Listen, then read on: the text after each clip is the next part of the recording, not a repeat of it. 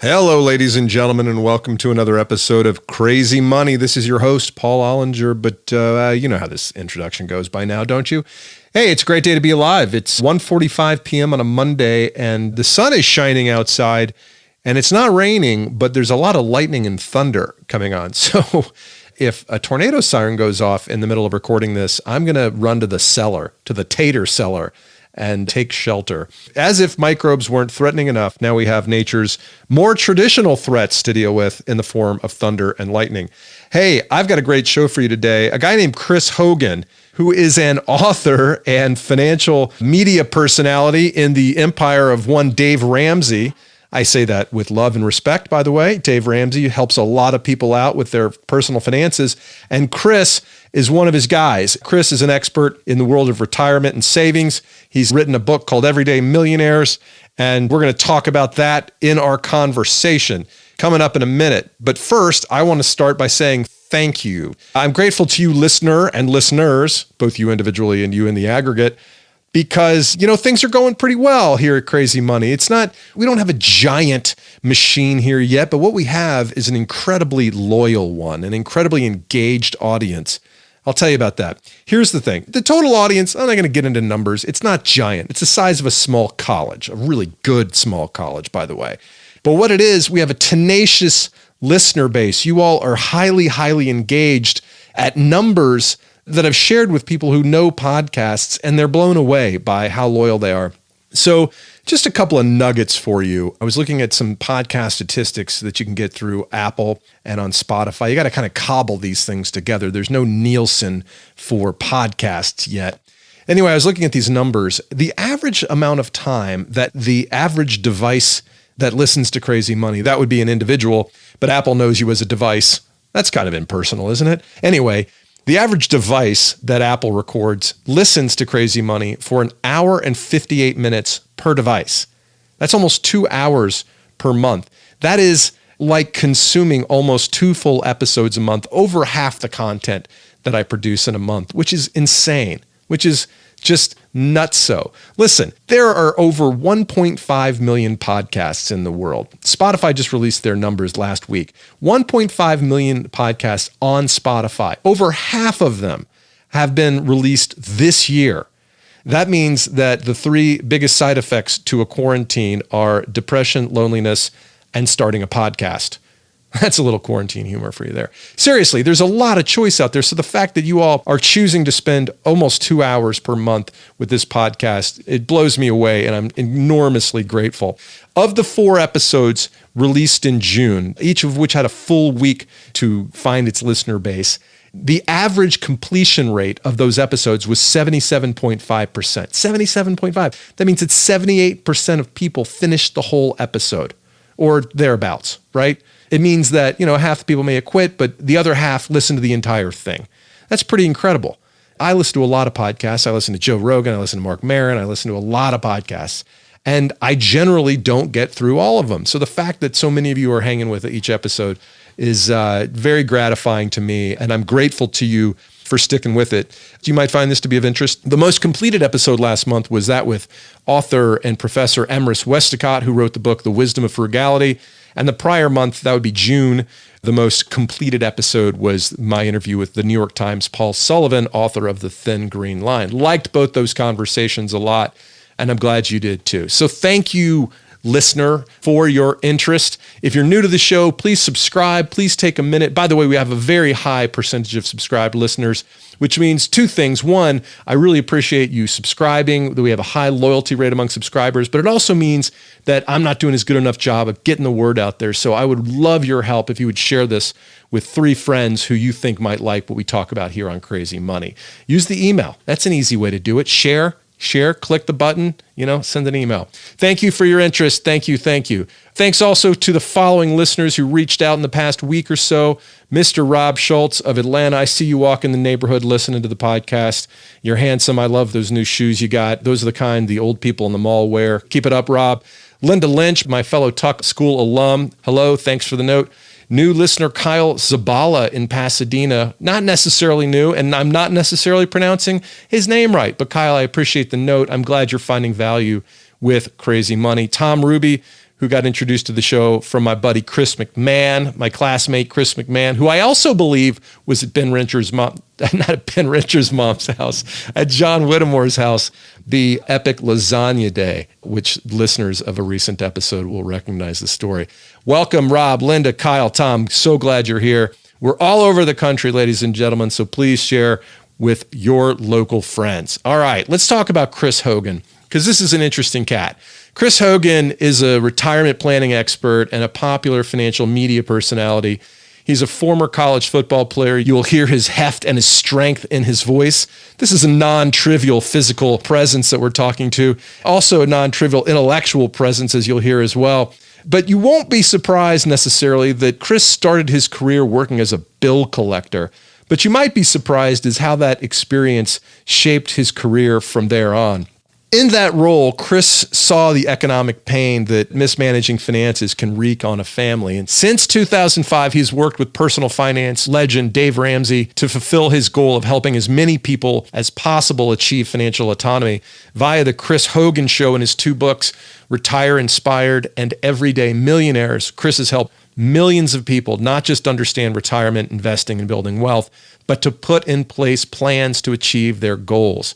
In this brief discussion, Chris and I discussed the importance of creating a vision for a post-work life. That is what we call retirement. And it's not as easy as you think. I quit working and I found retirement to be boring because I didn't know what I wanted from life. Chris helps his clients have those conversations long before it happens to them. We also talk about how to control your spending and, very importantly, what can be done to close the racial wealth divide.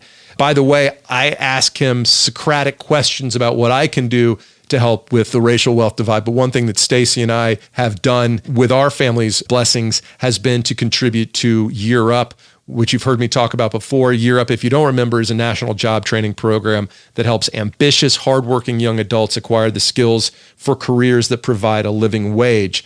If you want to learn more about Year Up, see the links in the show notes. You can even click on the Give Now button to help a kid today. It's not a handout, it's a hand up. And now, ladies and gentlemen, please enjoy my conversation with Mr. Chris Hogan. At some point, we all die. And there's a dash between the number and date you were born and the date that you left this earth. I think that dash has a lot it can say. I wish they could make it a QR code, right? In a way that someone could kind of click on it and you can kind of begin to see who'd they bump into? Who did they help when no one was watching? Right. Who did they encourage in this path, in this life? Who loved them?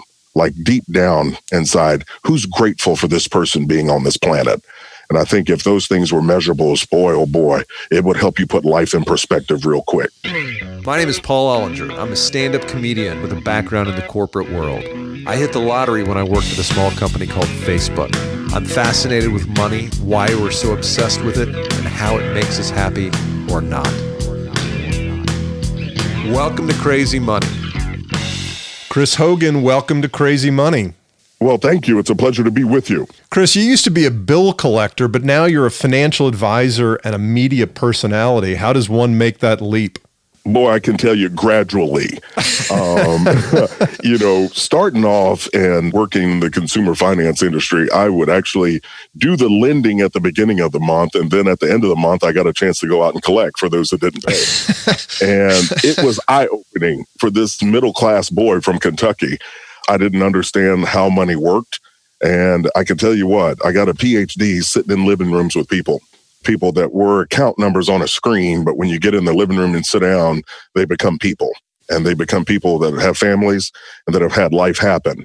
And it was an eye-opener for me to understand that what struggle looks like for people. And so I eventually moved in the direction of wanting to educate people on how money worked, and more importantly, how to make it work for them, not against them. And that's where I had a chance to cross paths with Dave and really was able to make the transition to more of an educator and coach as opposed to salesperson. Now, how does one cross paths with Dave Ramsey? Do you just bump into him at the 7-Eleven at the Slurpee machine or something?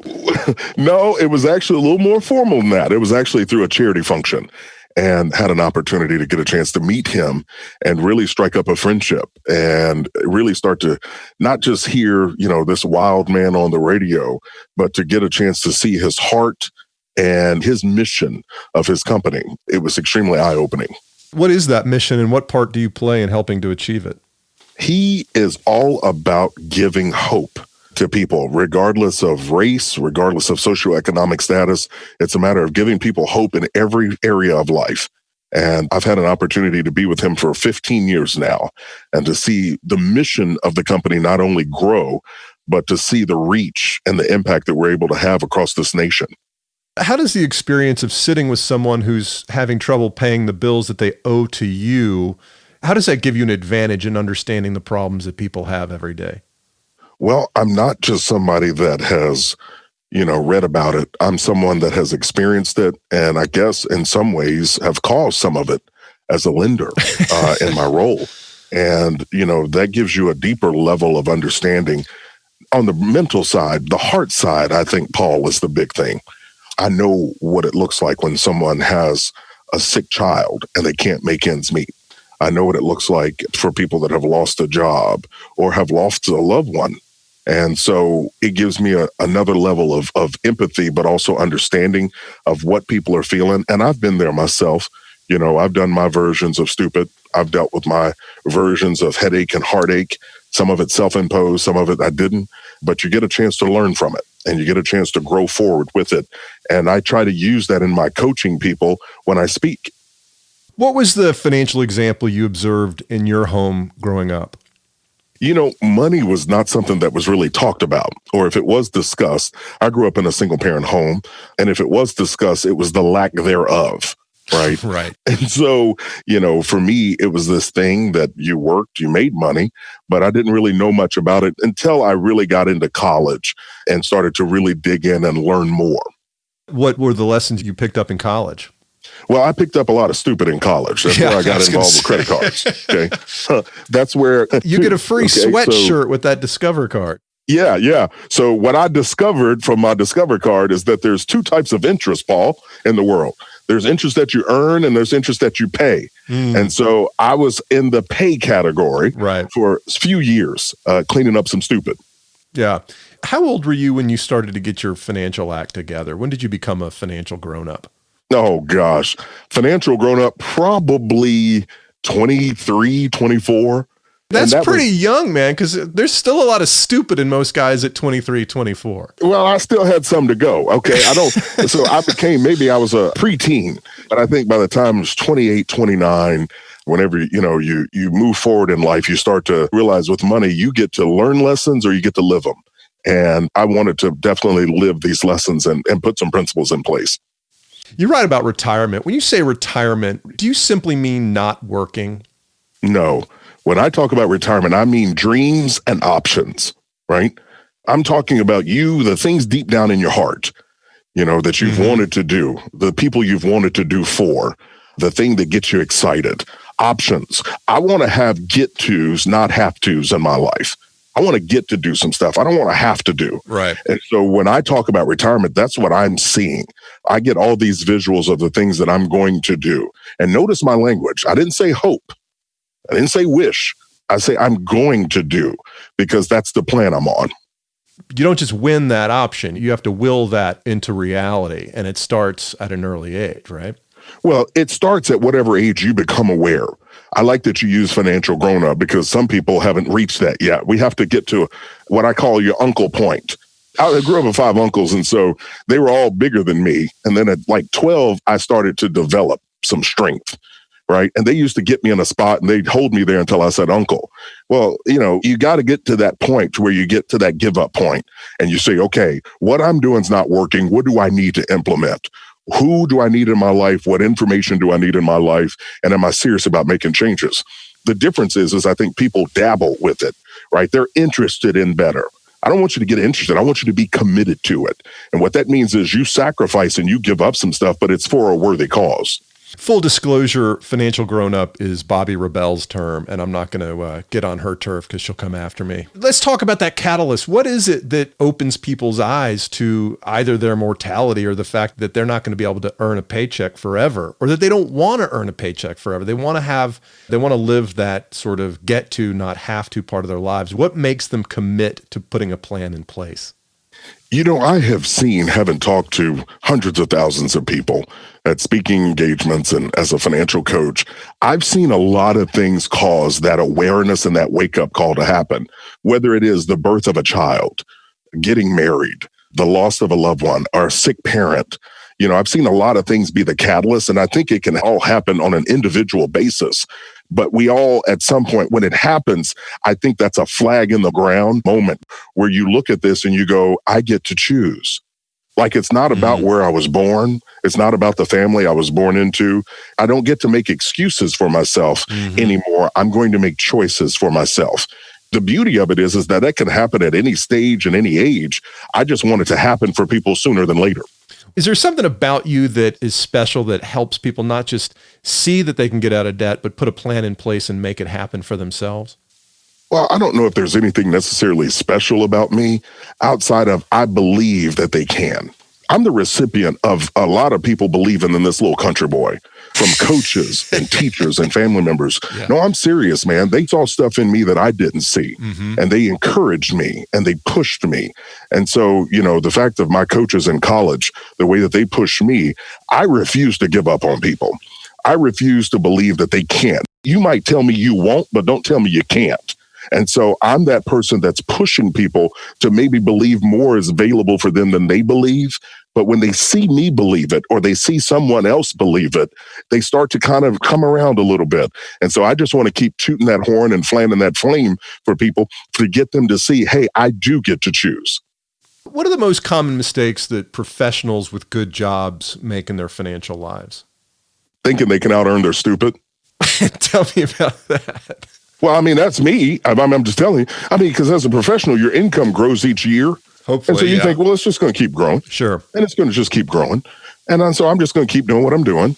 I'm not going to make any changes. I'm just going to keep working and buying some stuff, and then you never make any progress. Right. So I think, that aware thinking you can just out-earn your stupid, meaning you'll just keep making more and therefore spending more without a plan, is a problem. It's like dietitians or physical trainers will tell you, you can't outrun your mouth, right? You can exercise all you want, but if you're eating a pint of ice cream every night, you're going to put weight on. That's funny. I like that. And that's true. But again, I think it comes back to us going, hey, what is my mission? What is it I want? What do I want to do? And I think the idea of being able to travel, but also giving, anonymously, taking mission trips. I want to do something that stands for something. I think I have 3 sons. I've told people, they're a part of my legacy.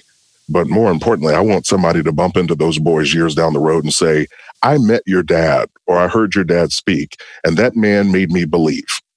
And I think if I've impacted one person to be able to do that, then I've done my job. And I think there's so much going on in this world, especially right now, that we can't control. It's so easy to go negative. It is so easy to get caught up in things outside of our control that when we center in and we look and we start to realize, I get to make a decision.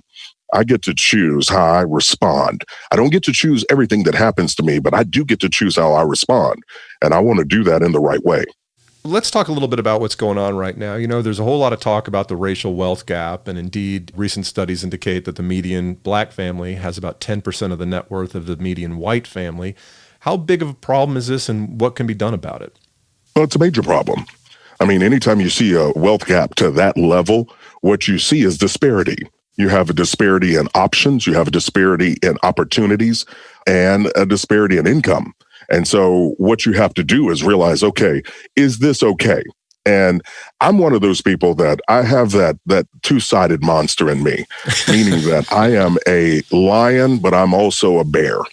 And what I want to do is I want people to make the decision for themselves and then push, right? I want others to look at it and realize that, hey, what do? Am I contributing to the gap, or am I doing something to try to empower and to be able to help people for themselves? And so it boils down to knowledge. It boils down to opportunities. And those things won't just fix themselves. There's a system that's flawed. Right? There's opportunities that are out there, but more people need to see that path and be encouraged to take that path for themselves and their family. How do we do that, though? I mean, what can I do on any given day to help those around me who are less fortunate, don't have the same kinds of opportunities? Well, I think what you're doing on your show right now, You're talking to people, helping them to understand the reality of what's out there, but there are choices, right? And when people have information, like I firmly believe there's three things. I talk about it in my second most recent book, Everyday Millionaires. There's three things you have to do. You've got to believe that you can, right? You got to grow in your knowledge, and then you got to take the right actions. And so I think, shows like yours where you're helping people hear from this perspective, understand this information so they can grow from it. That to me is part of the solution. Now, you're always going to have crazy people on this planet. I work with a few, right? Every once in a while. Sure. But the reality is I want people internally to choose what they believe. Right? What is possible for them? Mm-hmm. And I had an opportunity to meet Condoleezza Rice a few years ago. And this woman is absolutely brilliant. Sure. Her purse is smarter than me. She speaks 4 languages. I mean, this woman's brilliant. And she said, she grew up in rural Alabama. Right. And her name's Condoleezza. And, rural Alabama back in the 50s, you can imagine she was called everything but her name. And she said one of the things her parents said is that it's not a matter of where you come from, it's where you're going. Sure. And they instilled in her to not hear the negatives or to be bothered with it, but be more focused on what you can control. And I just love that. And I think I want more young people of color, Latino, African-American, whatever it is, to start to hear that message and to believe that message more than anything else. There's so much messaging coming at all of us, but especially young people who are engaged in lots of different social media, and they don't have the maturity, and I don't mean that disparagingly, I mean it, they just haven't had as much time on this earth to be able to have as many experiences to process things, that to understand that the situation we're in now will be different in 5 years, hopefully better, but this pandemic will not last forever. The current economic cycle will change, either for better or for worse. So part of what you're talking about in Everyday Millionaire, you kind of have to have faith in time. You have to have faith that things can change. How do you help people see that their own world can be very different 10, 20 years from now than what they're seeing around them right now?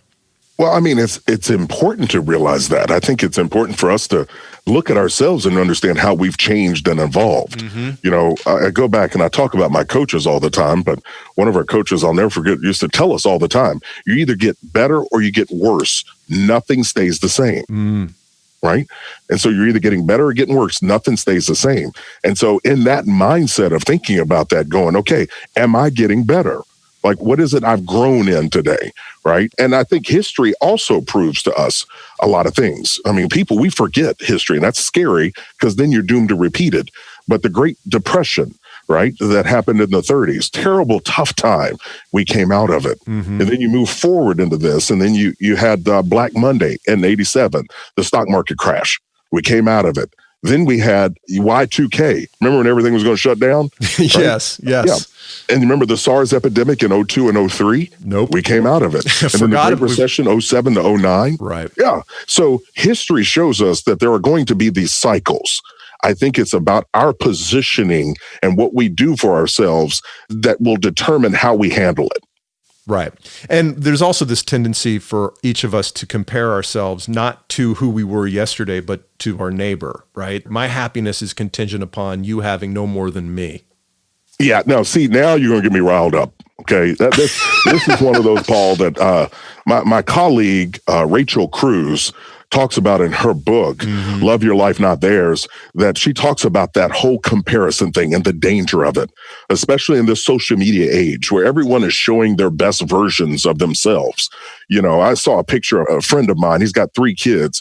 And in the picture, they were all perfectly smiling and clean. I know these kids. That picture is not real. Right. Okay. These kids are dirty. They run around. They eat dirt. They climb in trees. They're doing stuff. And so when you get caught up in that and you look at it and then you look at your life, what it does is it can shame you.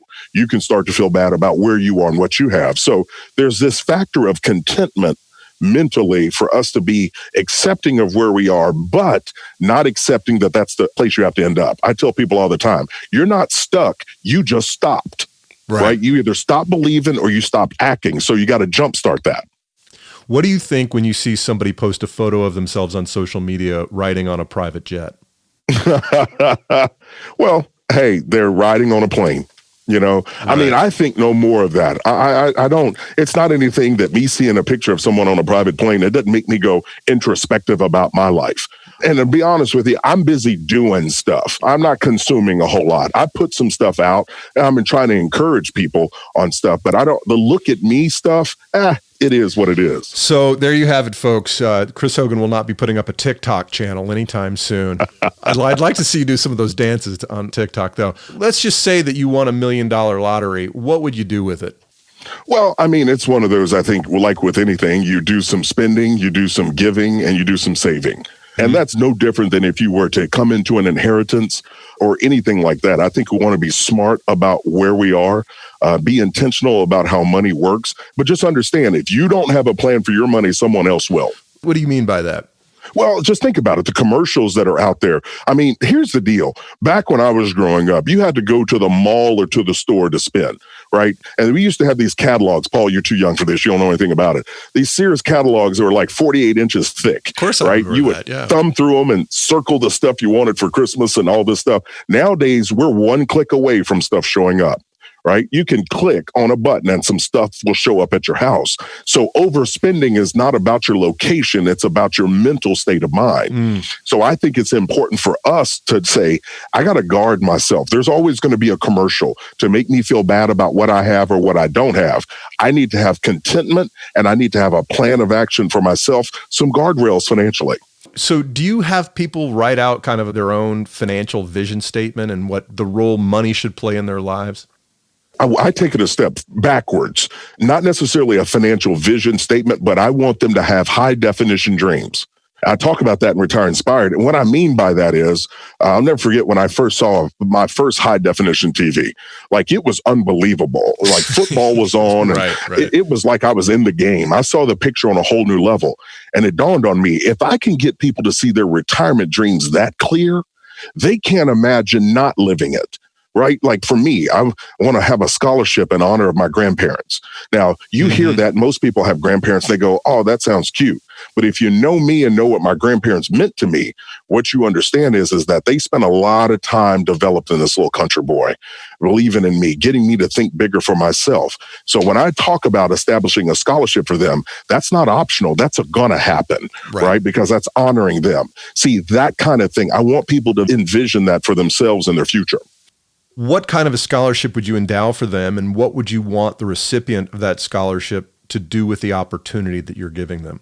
Oh, that's fantastic. You know, I think one of the scholarship goals that I have in that is not only to help single parents. I think that's true and near and dear to my heart, but at the same time, non-traditional students that are working hard and working a job while they have a family, wanting them to be able to have an opportunity to pursue a higher education, whether that's daytime or nighttime. How do you feel about the educational system, and what could we do to make it work for people so that it's preparing them for the right kinds of jobs that are going to be out there in the future? Well, you know what? I think the educational system is completely jacked up right now. And I'm a firm believer in higher education. I have a master's degree. I believe higher education is a good thing, but the sheer cost of it, has absolutely gotten out of control. And, I think we're failing all the way around, meaning in high school, being able to help young people understand, are they more geared toward a trade school? Are they more geared toward college? Talking about scholarships and grants and these opportunities for them, so they understand, they go into it with an understanding of what's at stake.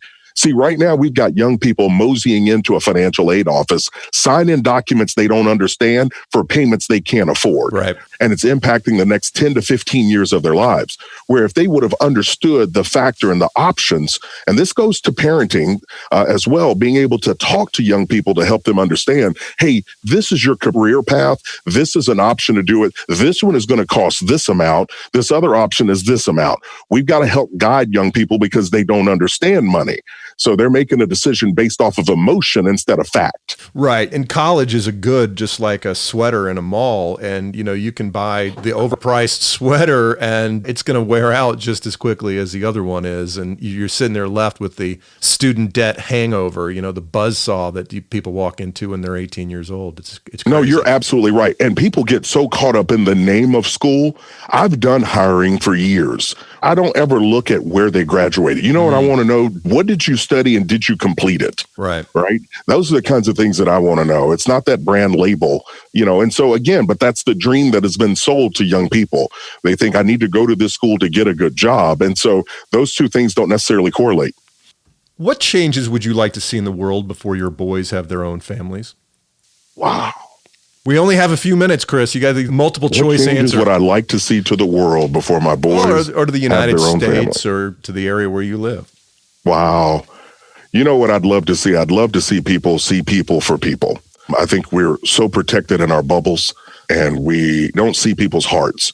I would love for us to get to the point to where, regardless of color of skin or where you were born or your accent or where you might live, that people start to see each other for themselves, that we get to become more of a melting pot of understanding we're all got red blood.